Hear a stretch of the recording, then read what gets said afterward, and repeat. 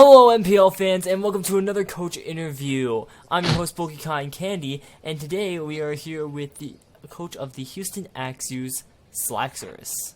What's going on, guys? My name is Slaxorus and I found a random wallet on my desk. My desk is cluttered with some stuff and I'm finding like I found Parmesan cheese. Where do I find Parmesan cheese on my desk? I don't know. Let's just get on with this interview, please. Okay. So Slax, I want you guys to know right now it's currently 12:30 in the morning for me and 1:30 for Slacks. So if we sound really freaking tired, we apologize. Yeah, I was currently out with friends and then came home and decided to do this. So, yeah, let's get into this. All right. So, Slacks, just tell us a little bit about yourself, like how old you are, what got you into Pokemon, and what got you into competitive Pokemon. Well, I'm 17, and 18. No, 17. So I've been playing Pokemon since... Do you know how old you are? It jumps from, like, age to age. 17 and 18 to me just blend together because there's not much difference that happens between 17 and 18 for me. I feel like a 17-year-old... Yeah, like, I feel like a 17-year-old is going to be just as, like, responsible as an 18-year-old, if not more so. But anyways, because they still have a future to think about, because of... Anyways. So, like, I started playing Pokemon... not Diamond Pearl. I mean, I've always played Pokemon, but I started with TCG, and then I got Emerald. Sorry, not Emerald. I went to Diamond Pearl, and that was at first whenever like online play started, and then eventually I got into Black and White, and then everything sort of just commenced. And then I didn't start my YouTube channel until like X and Y, but I had like other channels and stuff like that back during like DP and like BW, but I didn't exactly try as hard as I did until X and Y and ORAS. So yeah, and I just always liked Pokemon because it just gave me something to do because I was an only child and I was bored a lot of the time. So I mean, watching Pikachu watch TV with Pokemon Channel was like my pastime. So not bad. Yeah. So I would just play shit tons of Pokemon. I think I've played every single Pokemon game except for Hey You Pikachu. Yeah. Don't. I heard that game is terrible. I heard it's beautiful because you can talk to Pikachu and yell at him. I heard it's great.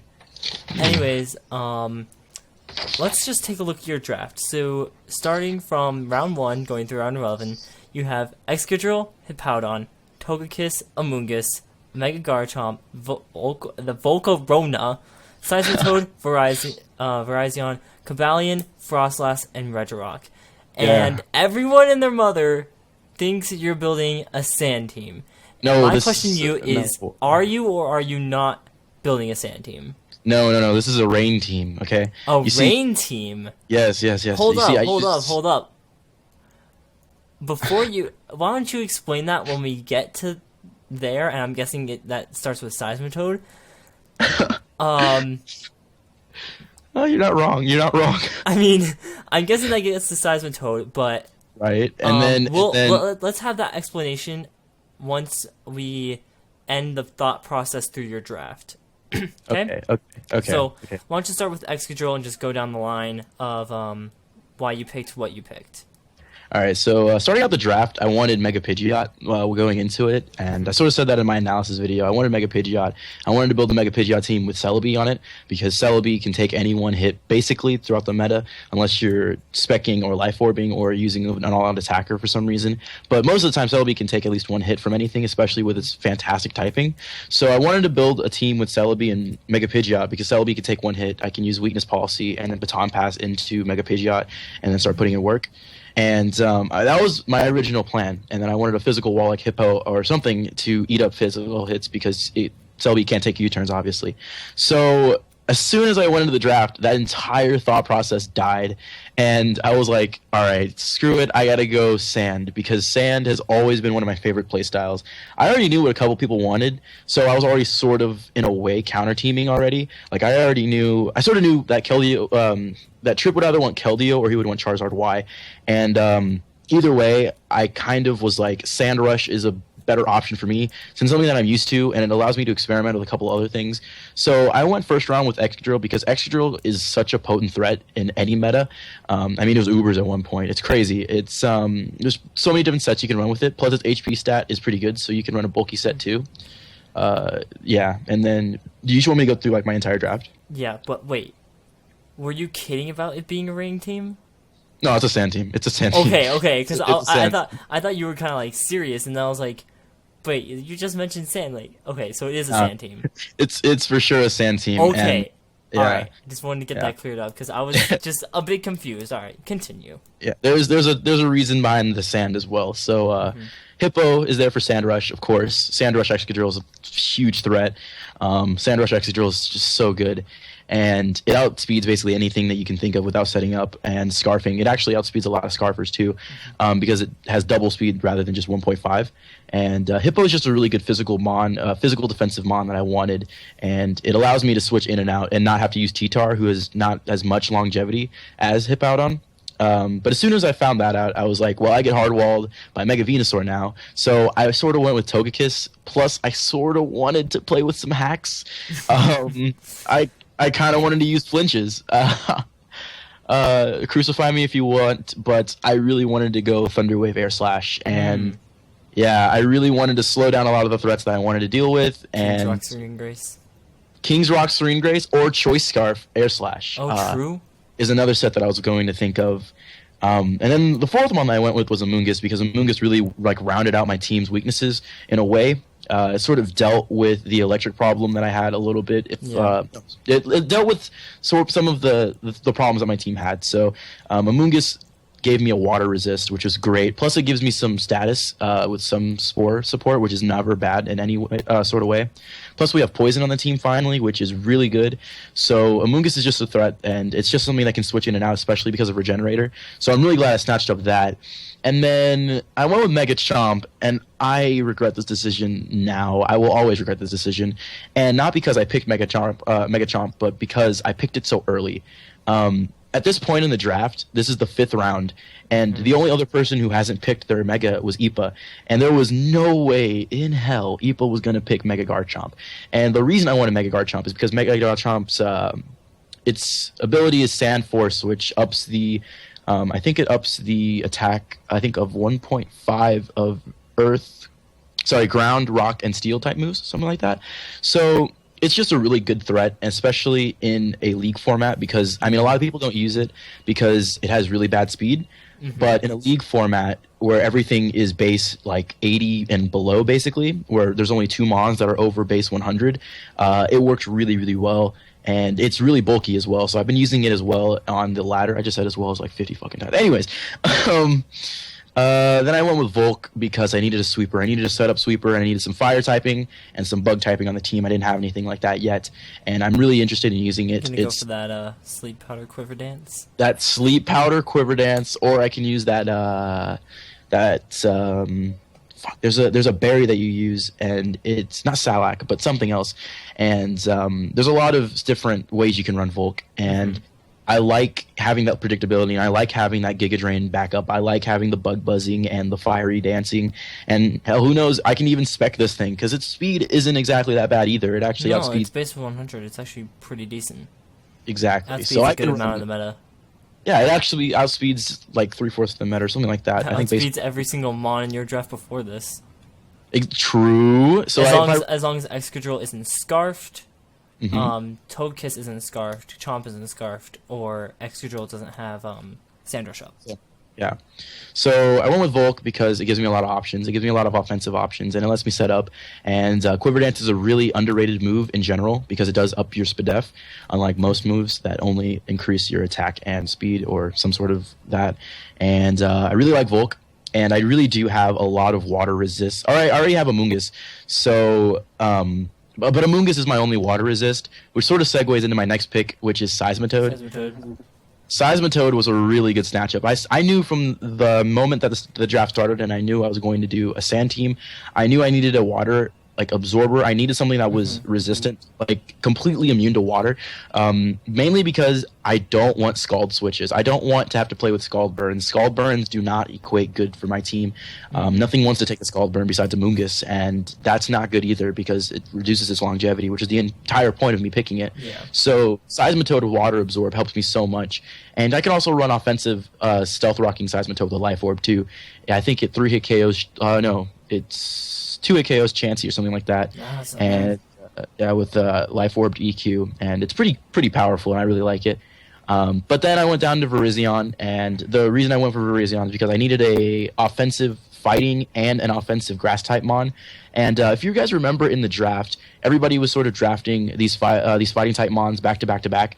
I think like Trip got Lucario, and then somebody else got Machamp, and then somebody else got like Infernape. So all the good, really good fighting type mons that were gone, I sort of wanted. But I ended up just picking up Virizion because it's another grass mon. It's another offensive grass mon that I have. The only offensive... I have no offensive grass mons yet. Unless I run like Specs Amoongus. But anyways, yeah. So I needed an offensive grass mon, and I needed a fighting type. So Virizion fit the bill. And so Mirage Flygon actually helped me a lot with this draft. Huge shout out. And this is the point where we figured... Ice Beam is a huge weakness, and this is where Cobalion came in handy, because Cobalion is a pretty good check to it, to any sort of ice type. And the reason I went with Cobalion also is because I knew Rizzy wanted it, and I wanted to snipe him, and I wanted to make him squirm a little bit and have to panic a little bit. So I ended up snatching up Cobalion just so not only to make Rizzy mad, but because it is an ice resist, and we sort of needed that. Frostlass provides us with some really good speed, 110. It's the fastest mon on my team, and base stat wise. Last season I went with a really fast, powerful team, and it sort of burned me in the end because I didn't prep accordingly. But now that I have like a bulkier, more stable defensive team, I'm able to prep accordingly, but still pack as much punch. And Frostlass sort of embodies that because it's mostly just like a thunder waving lead mon, and yeah. And then it rounds out my team with Regirock, which was my last mon. And the reason I went with Regirock is because I needed some rock moves, because rock type coverage is so good in this current meta. And Regirock can actually work against a lot of the mons that basically defeat me or make me have a bad time. So Regirock was just sort of there for me to pick up, and it's also another stealth rocker. So I have like 50 million stealth rockers on my team. But yeah, that is the Houston Axews draft of the second season. It was what I'm saying.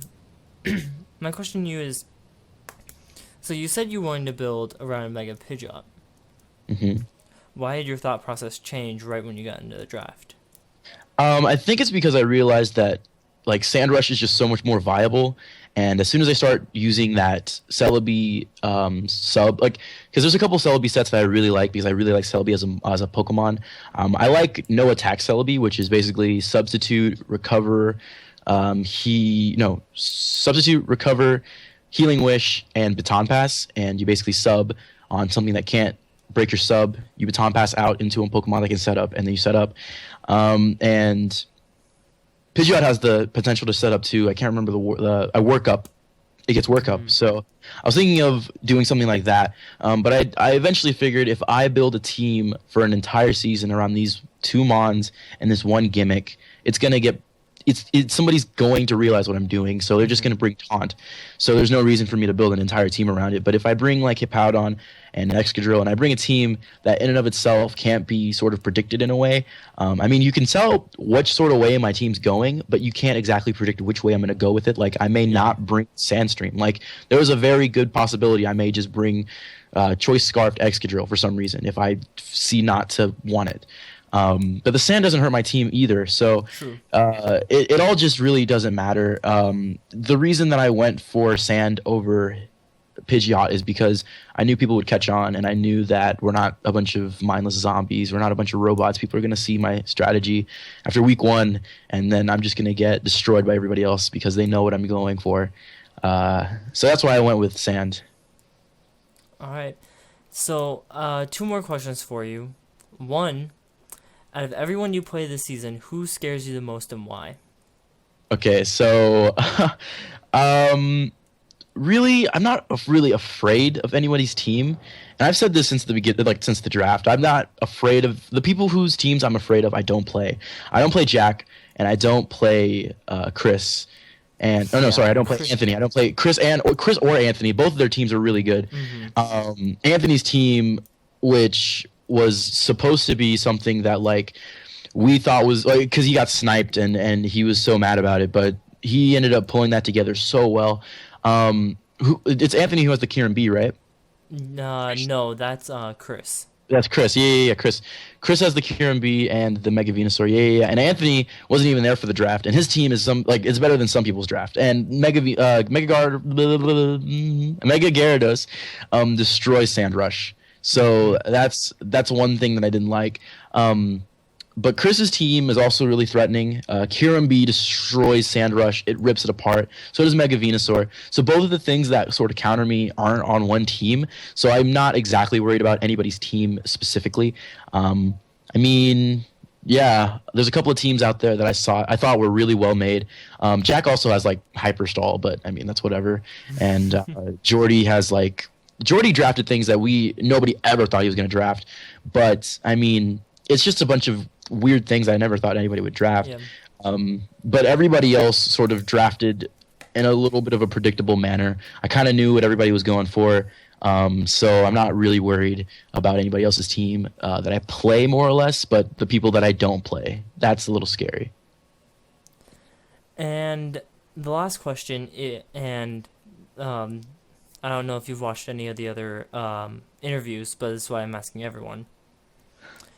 If you could take any one Mon from anyone's team and either swap it for a free agent or swap it to someone else's team to hinder them or help them, whichever one you feel you want to do more, what would you do and why? I feel like taking away Charizard Y would be by far one of the greatest things. Not only for me, sort of backtracking to the last question, I am sort of worried about Tripp's team now that I think about it. And that's because we have a weather war going, and he has sun, I have sand, and it's just gonna be a time. If I had to free agent one Mon, I guess I would probably have to go with either Slowbro. Yeah, Slowbro on Eric's team, because I play him week 1. I'm looking at our rosters right now, actually, because I wrote them down and I already have my team prepped and everything like that. So I'm looking at his team, and Slowbro in and of itself is just a hindrance to my team. I mean, I do have Volk, but still, it's just a bulky Mon. If I could get rid of all the bulky Mons and push them somewhere else and just sort of have my own Mons, that would be great. But yeah, as far as free agency or hindering people's teams, I think people will hinder their own teams because the difference between this year and last year was this season and last season is this season we actually don't have a straight bad team. Nobody's team is straight bad. Yeah, no one has a bad draft. I mean, I talked with Tripp earlier, and he actually had some decent explanations for some of his picks. So a lot of people were like, what is he doing? Everyone was thinking, did Tripp just draft whatever? And he actually had some decent explanations for some of his Mons and why he picked them. Yeah, that's the thing. Last year we just sort of picked, I think we went OU Mons first round, and then we suddenly went NU and below, NU and UU the second round for some reason. And a lot of the things that we drafted the first and second round last season weren't exactly warranted, and the teams we sort of built weren't cohesive in any way. So this season, everybody sort of has the experience, and everybody sort of has that mentality of, I'm going to go into this and win this. I'm going to the Pokeball. So everybody's team is pretty well built. My thing is, I feel like we're going to either have some misplays, we're going to have some bad prep work, we're going to have some sort of user error that's going to mess up these teams because a lot of the team matchups are really differentiated. My week 1 matchup with Eric is highly in my favor because Sandrush destroys him. But the thing is, I am just as easily able to lose that game due to my own error. If I, for some reason, misprep, if I, for some reason, misplay second turn of the game and I lose something that's very important to me, then, yeah, the entire game can be flipped. I feel like we're going to have more of this user error than me hindering somebody else's team by adding one Mon. I mean, yeah, totally. I could take away Rizzy's T-Tar, but I mean, he doesn't even want that. So I mean, there's just a lot of things that people either want or don't want, and there's a lot of things that people are sort of on the fence about. So at the end of the day, I guess I'm just sort of banking on people failing on their own rather than me sabotaging their team, because everybody sort of can work with what they have. Yeah, I just thought it was an interesting way to kind of pose if you had control of this, what would you do? Yeah, for sure. And that's I actually really like your answer a lot, that you would just kind of sit back and let people do it themselves rather than make a mess of it yourself. I Yeah, really because like I that. mean, like, yeah, everyone can sort of deal with what they have. I mean, there's like if somebody switched out my Hippowdon, sure, I'd be in an awful situation, but I can still work with what I have. Yeah. Um, there's no reason for me to not be able to work with what I have, and that's sort of the basis of a solid draft pick and a solid draft in general. For you to be able to lose a mon for some reason and then be able to just inject another mon and still have it seamlessly work. But it's all of that user error, and like maybe we don't full out their happiness for some reason, or maybe you mistyped in a move and maybe you have like, I don't know, fake out twice or something. Like, it's a lot of things that are just going to come down to whether or not somebody did the right work that they were supposed to do. And I feel like this season is going to be a lot more based on effort rather than just sort of sheer luck Yeah. and stall, sort of. All right. Well, that about wraps up this interview. So if you guys are excited for season 1, hit that like button, and we will see you guys on the 23rd when the season starts. Bye. Mhm.